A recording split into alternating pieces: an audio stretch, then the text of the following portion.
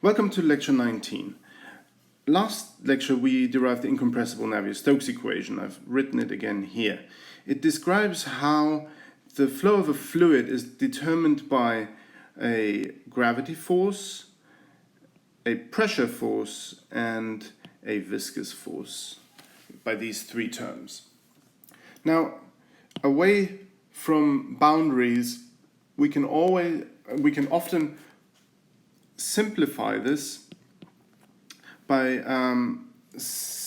finding that the viscosity often goes to zero. And that's what we call an inviscid flow. And it's also incompressible. And in that case, our equation reduces to the following form. And this is what's known as the Euler equation. Euler equation. From the Euler equation, we can derive a different set of equations that is not separate laws, but that can be derived from the Navier-Stokes equation for given conditions. And these are called the Bernoulli equations. And that is what we will focus on today. And so we derived the Bernoulli equations as follows. First, let's write the material derivative in its split form as we've done in the past. So let's split the material derivative. And let's use index notation. And let's divide the whole thing by rho, both sides.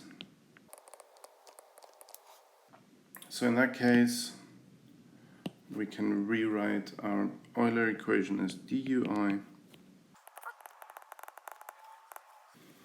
And the body force can be written in a slightly different way, and I'll show you in a second how we get to this.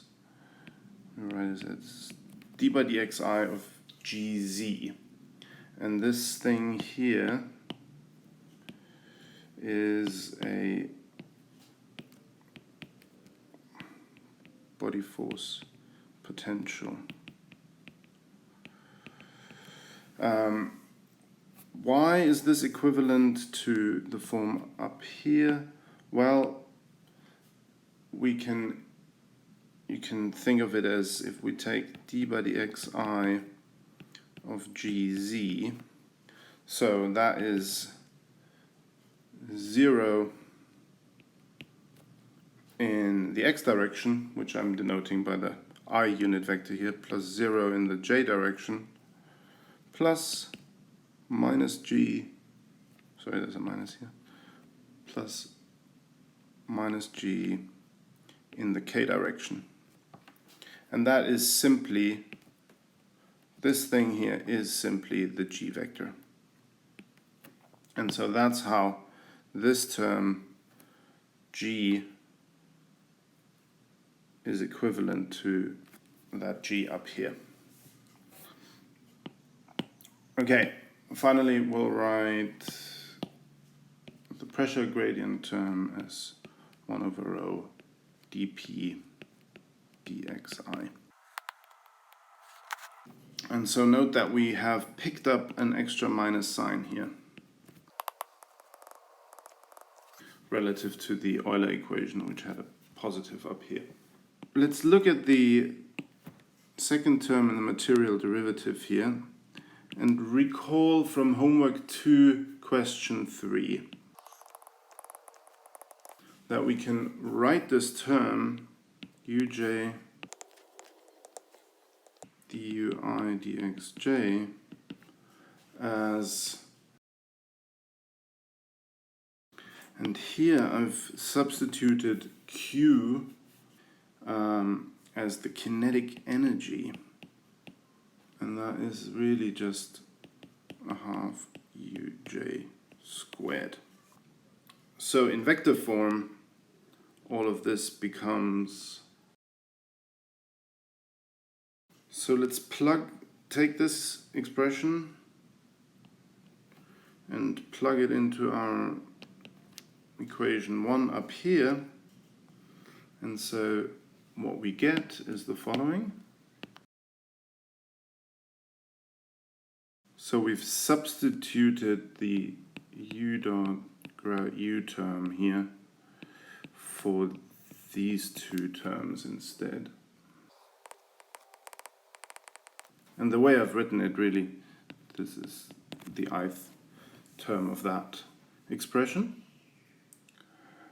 And then on the right hand side, nothing has changed. Now, for the Bernoulli equation to hold, we make one crucial assumption. We assume that our flow is barotropic. And what does that mean? It means that our density is a function of pressure alone.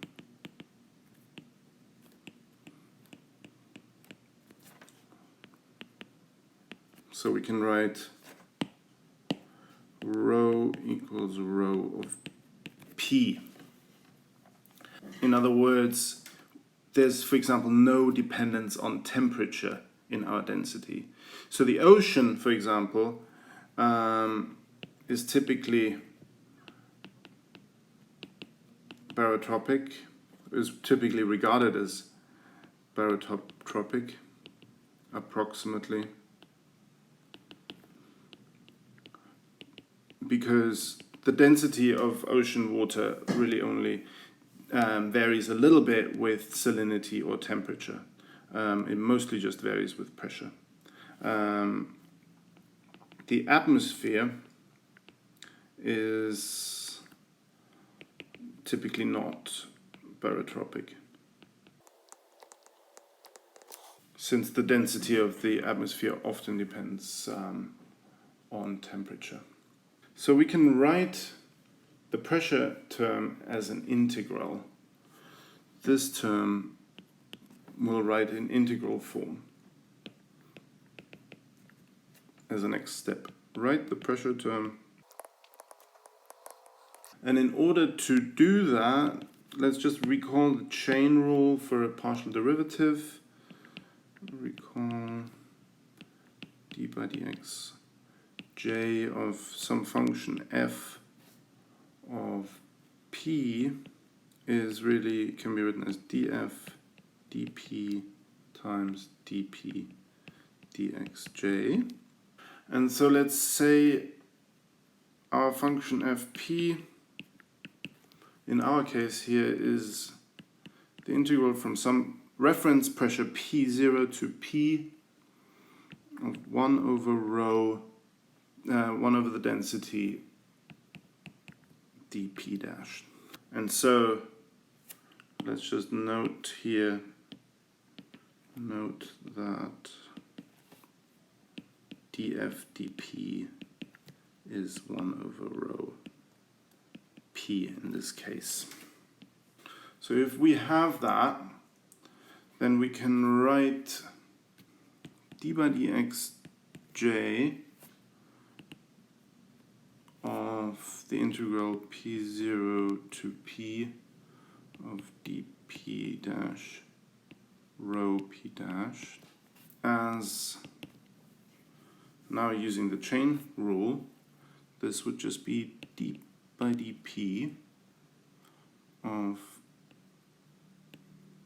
P0 to P dP dash rho P dash times dP dxj. And that is nothing else but simply 1 over rho dP dxj. Since this here is the derivative of the integral of 1 over rho.